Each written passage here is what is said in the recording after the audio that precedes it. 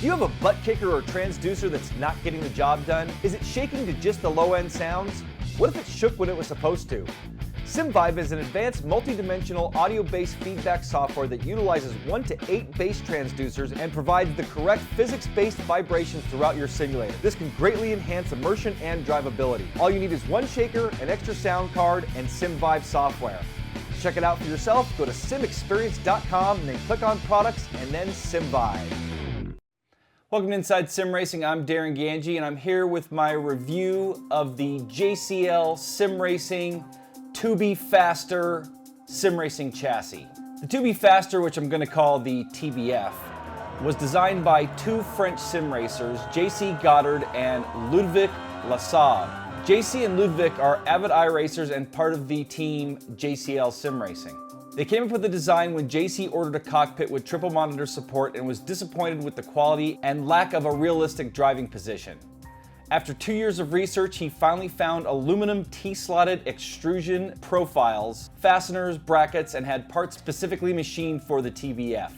The TBF is shipped unassembled and nicely packaged, and it can also be assembled and ready to race, but I believe that is for local sim racers if you're in France and close to their facility. It's available in two colors, black and what I have in the aluminum, and is made of anodized aluminum profile with 80 by 40 and 40 by 40 millimeter sections. The cockpit also comes with cable routes and pieces that fit into the slots of the profiles. The profile is assembled using 8mm screws and 6mm hollow heads and are connected using these particular nuts. They are equipped with a spring-loaded ball that prevent them from slipping under their own weight and can be directly inserted into the slots. These help aid in the assembly, and I'd have to say these are the best I have ever used for profile. Now, if you're not familiar with T-slot aluminum like this, it basically allows you to configure it any way you want as long as you have the pieces cut to the right lengths and the brackets to put them together in a proper configuration. I've been asked many times about the old rig that I used to have that was using aluminum T-slot and the dimensions for it, but honestly, it was just a bunch of random parts put together from leftover T-slot that we had acquired from Chris Considine at CXC, and it really wasn't, it worked great, but it really wasn't a design that was worthy of measuring and transitioning to somebody else for use. So getting back to the TBF, this is specifically designed as a sim racing chassis, and you can tell that the guys at JCL Sim Racing put a lot of time and effort into getting it right. Besides the cockpit, JCL also offers individual pieces of the T-slot profile for sale. You can get them from 100mm length up to 1200 millimeters. And it's going to vary based on the length. The cost is going to vary based on the length. So if you want to add your own pieces, you know, say you have a button box or something like that, you can order the pieces individually.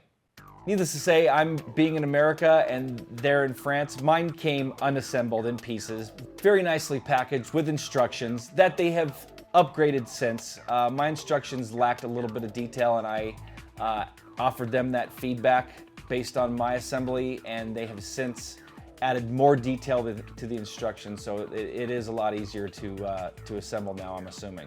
Pricing on the chassis can vary depending on what options you get and where you are located. Right now they have a special where all items are marked down 10% through the end of June. The exchange rate of euros to US dollars is pretty close right now, so for example, the base chassis I have here goes for 436.50 euro, which equates to $475, and that's with the 10% discount. That doesn't include the wheel mount, and you need to add that as an option based on the type of wheel you own. The base chassis comes with the frame, mouse support, pedal bracket for Fanatic, Derek Spear Designs, and Husingveld pedals, with all the hardware to assemble everything, cable routing pieces, and end caps. The extra options I was sent include tilt support for Thrustmaster bases, triple screen mounts with separate legs. You can also get them where they attach directly to the wheel stand or wheel portion upright, and I opted, they originally set them to me that way, but I asked to have them separate because in watching one of their videos of the chassis, I saw a little bit of wobble in those monitors and I wanted to eliminate that altogether. It's honestly hard to not have some kind of wobble at the deck no matter what a rig is built at just because of the side-to-side forces that you're getting inherently out of a force feedback or any kind of wheel. Also came with a keyboard support tray, which I opted not to use. I'll talk about that in a second. Audio 5.1 support, gearbox support, and all that comes to $1,031.06. Shipping is $342.61 to my location for a grand total of $1,373.67. So I mentioned I didn't use the keyboard tray. It's because I had this one from a GamePod chassis that I had, and it fit perfectly in the spot that I wanted to. There's attached to the monitor supports, and I just didn't want it located there. And I like my keyboard tray. And that's honestly the beauty of using T-slot aluminum profile, is that you can add things to it pretty much wherever as long as you have the hardware. I also added a wheel deck plate from an old rig I had to add some stability to their attachments. Since I run a Thrustmaster base, the pieces they sent have a little bit of deck wobble, or basically the wheel tilts just a little bit on you. And by adding that plate, it pretty much eliminates all wobble and just kind of creates a better platform for the Thrustmaster wheelbase. Mine came without a seat, and you can order it with a seat. They have some pretty nice seats available. I believe OMP or Sparco, something like that, for fairly affordable pricing. And you can also purchase a full turnkey solution package with a PC. I think it comes with a T500 wheel and pedal set. They have a bunch of different options at their website. They had just converted their site over to English and for US dollars, and I did find some bugs here and there, which they are correcting. I've given them some feedback on that as well. You might find some things in French, and if you do, just go into Google Translator and translate it over if you get a little bit lost. So since I mounted mine to this base, it took about 8 hours for the main cockpit to assemble, plus the accessories, and then another 2 to 3 hours for the triple monitor stand once I got that all set up. I've been using the TBF now for about 4 months, and I originally had a GT Omega triple monitor stand as I waited for the extra leg supports that they sent for this particular monitor stand. I've raced in the 24 hours of Daytona, the 12 hours of Sebring, the Daytona 500, even though I only lasted about 5 laps in that race. I got through about half of the Indy 500 last weekend, a handful of other races on iRacing, so I've done quite a bit of racing in this chassis. I figured out a way to mount my butt kicker under the pedals and in the back of my seat. I have my button box mounted with extra pieces I had from that previous rig I mentioned with T-slot, so I have some extra T-slot pieces that I've mounted. And again, that's the beauty of having a rig like this, is that as long as you have the hardware, you can mount anything to it. They also sent me this cool mount for my Sim Instruments dash that I've been able to utilize. Now I'm going to head to some pros and cons and then wrap things up. First, the pros.